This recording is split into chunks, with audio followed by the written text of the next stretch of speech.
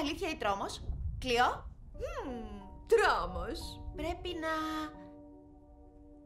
να φιλήσεις τη Γουέμπι.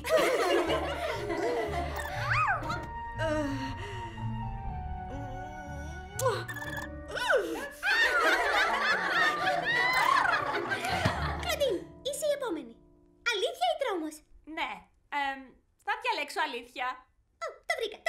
Ποιο είναι το μεγαλύτερο σου όνειρο? Τι θέλεις να κάνεις όταν δεν θα χρειάζεται πια να κρυβόμαστε από τους ανθρώπους? Λοιπόν, όταν ήμουν μικρό λικανθρωπάκι, ζούσαμε σε ένα σκοτεινό βρώμικο λαγούμι. Δεν υπήρχε στυλ, ούτε τέχνη. Αλλά μετά με βρήκε το Monster High.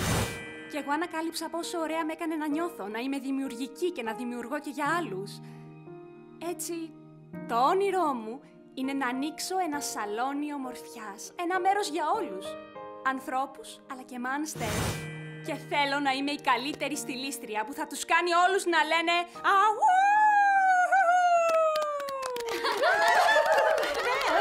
Monster high, monster high, monster high. Come on, don't be shy, monster high.